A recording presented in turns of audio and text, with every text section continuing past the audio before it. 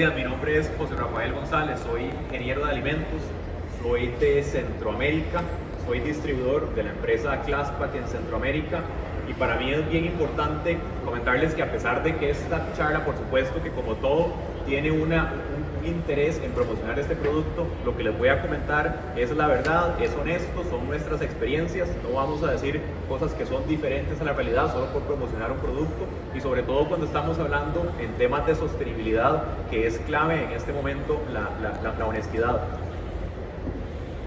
Tengo unos 10 años trabajando en procesamiento de vegetales, específicamente vegetales de hoja.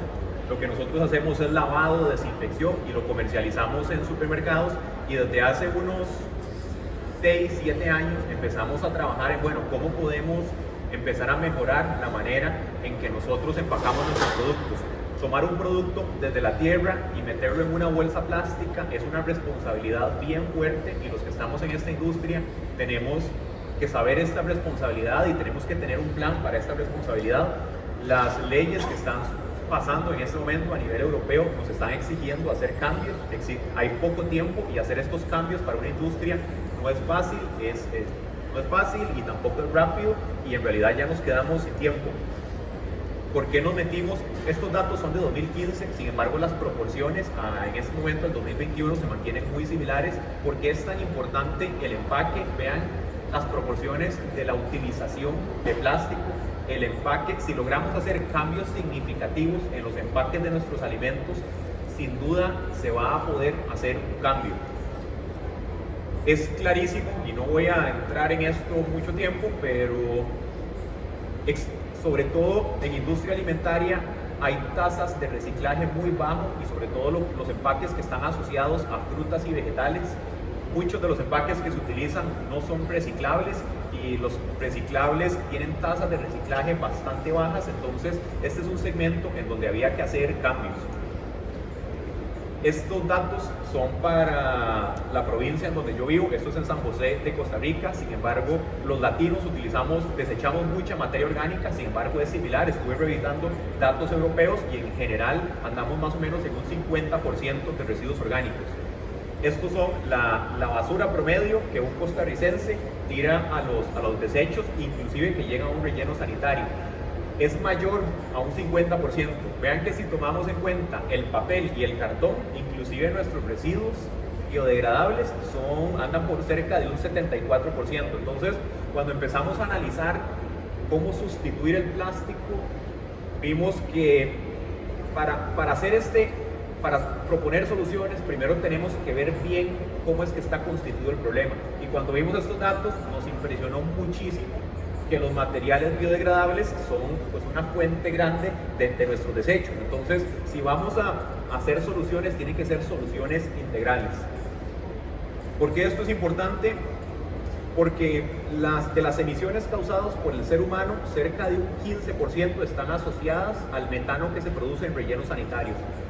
En rellenos sanitarios se va colocando una capa sobre otra capa, lo que está abajo se queda sin oxígeno, se produce una fermentación anaerobia y así es como se produce el metano. Hay diferentes fuentes que mencionan diferentes datos, pero en general el metano tiene más de 20 veces más potencia en su causa sobre el efecto invernadero en comparación al dióxido de carbono. Entonces, atacar el metano es algo que vale la pena. ¿Qué es la buena noticia? Que atacarlo es bastante simple. El compostaje es bastante simple de hacer, es económico, requiere una baja inversión, es fácil de hacer. Entonces, cuando empezamos a analizar todo este tipo de problemas, empezamos a analizar alrededor de los problemas de gestión de residuos qué podemos mejorar. Y sin duda el compostaje es algo que se puede mejorar. A grandes rasgos, tampoco me voy a meter en esto, pero el compostaje es básicamente una degradación controlada de residuos orgánicos que nos produce un fertilizante, un abono orgánico final. Todavía más importante que esto es el efecto que va a tener este compostaje en mitigar las emisiones de carbono y las emisiones de metano que se producen en un relleno sanitario. Y todavía podría ser más importante, es que ya existen estudios que suelos con compost tienen el doble de capacidad de absorber dióxido de carbono y de fijar carbono, que también estamos aumentando el grado o la capacidad de secuestrar carbono.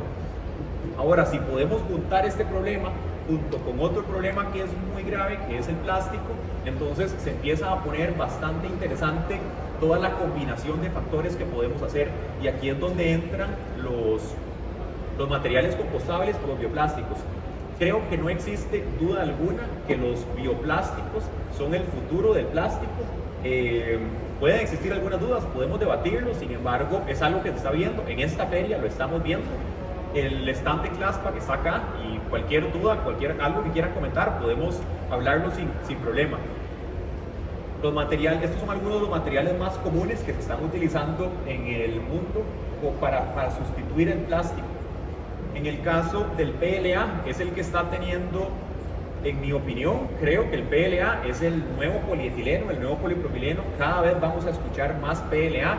En este momento existe alguna controversia sobre el PLA, que a mí me apasiona ese tema, me encanta discutirlo, sobre cómo el PLA, por ejemplo, algo de lo que se critica al PLA es que el PLA en condiciones estables no se degrada.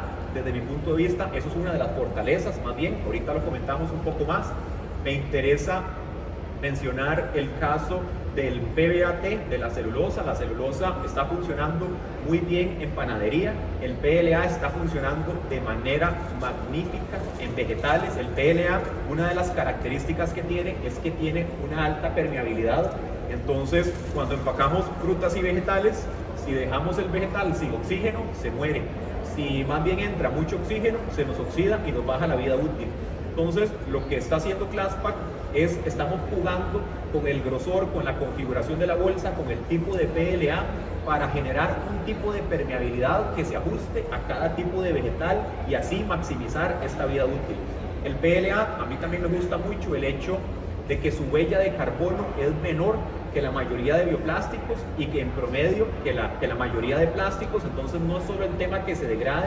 Cuando seleccionamos un empaque tenemos que pensarlo de manera integral, tenemos que pensar la experiencia de uso, tenemos que pensar su huella de carbono. En este momento la industria está más analizando qué tan rápida es la degradación, sin embargo cada vez va a haber que adentrar un poco más y analizar más aspectos.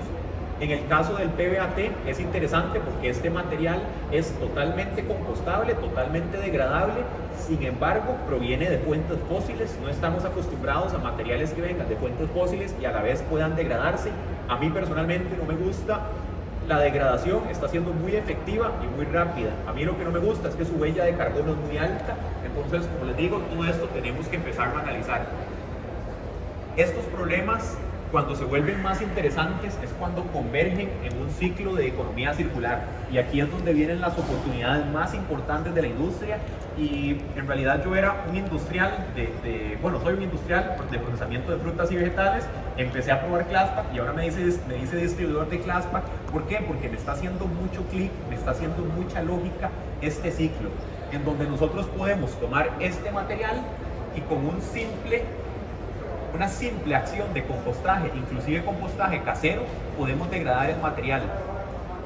Aquí en España y en Europa ya tenemos muchísimas más herramientas de compostaje industrial para degradar estos materiales, pero en Centroamérica no tenemos estas facilidades. Entonces el compostaje casero es uno que está aumentando mucho y cada vez hay más compostaje casero. Entonces los supermercados se están enfocando en materiales que sean capaces de compostarse en las propias casas. Hemos visto que a las personas les está encantando estrategias de marketing relacionadas a gestione y degrade sus mismos materiales y sus mismos empaques en su propia casa. Y creo que esta es una oportunidad que tiene la industria de hacer cosas realmente interesantes a nivel de marketing. Este cuadro es bien interesante porque aquí nos indica un poco de cuáles son las fuentes y cómo se pueden degradar materiales.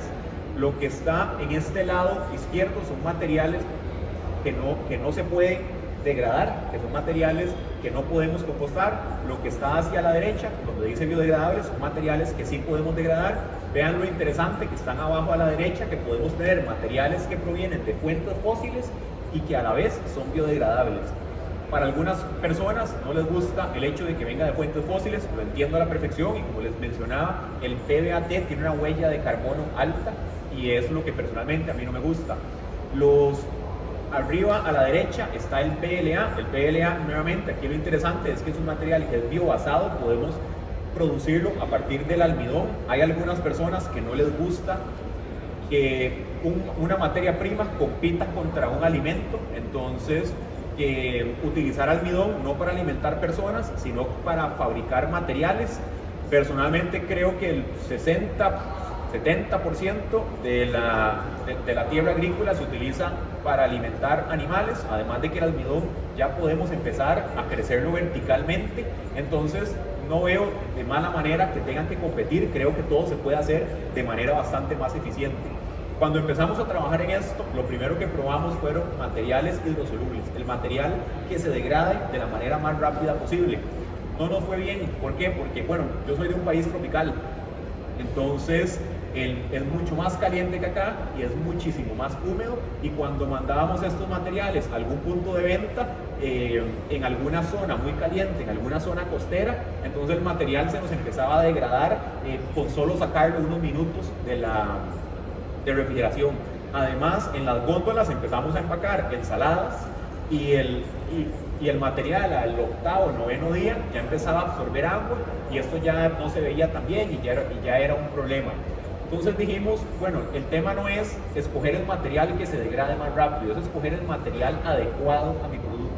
Y eso es lo que estamos intentando enfocar un poco en Classpack, que es buscar la opción idónea para su producto que se acomode a logística internacional. Así fue como llegamos a este tipo de materiales, y como les mencionaba, a mí me hace toda la lógica que si podemos degradar un material en compostaje industrial o en compostaje casero, pues es un muy buen match para entrar a este flujo circular. En este compostador que está a la izquierda son de los que están tomando más popularidad en Centroamérica, como les decía, porque podemos degradar nuestros propios residuos en la casa. Sucedió que en la pandemia muchísimas personas empezaron a hacer huertas caseras, y el hecho de poder hacer abono orgánico en la casa y a la vez comprar esto en el supermercado y poderlo degradar en mi propia casa y a la vez producir mis propios alimentos, se formó toda una estrategia de marketing aquí muy interesante, que creo que es algo que va a ofrecer una oportunidad importante en el futuro. Aquí está Mariano, que Mariano es de Automercado. Automercado es el supermercado de valor agregado, de alto valor agregado, de más prestigio centroamericano y uno de los mayores latinoamericanos. Y ellos fueron los que nos dieron la oportunidad hace como año y medio de introducir estos productos. Creo que de Classpack fueron de los primeros clientes, y a raíz de este tipo de iniciativas es por eso que Classpack ahora está aquí. Con ellos empezamos a colocar estos productos en el supermercado, y ha sido bien interesante, y más bien ahora lo que estamos es empezando a evaluar diferentes configuraciones de bolsas, diferentes productos para abarcar muchísimo más aplicaciones. Esta tal vez para mí es la diapositiva más importante de la charla. Yo creo que si soy un supermercado, esto tengo que tenerlo en cuenta siempre. Esta fuente es se me fue el nombre, ahorita vienen las referencias, pero es de un grupo estadounidense que lo que se encargan es de analizar las diferentes posibilidades con el compostaje y con los materiales compostables.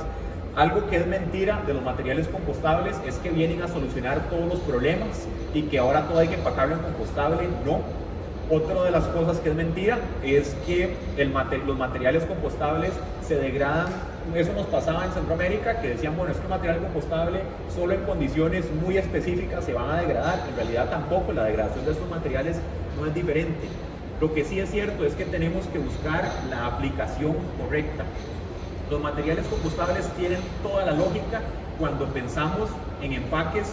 Antes de entrar a frutas y vegetales, veamos por ejemplo un food court, un centro comercial, un aeropuerto. En estos lugares las tasas de reciclaje son muy bajas, porque mentira que en un aeropuerto tenemos las facilidades, ni lo veo que vaya a suceder a corto plazo, de poder lavar un plástico, de poderlo secar y poderlo disponer y reciclar adecuadamente. Esto no sucede en un centro comercial, en una tienda, esto tampoco sucede.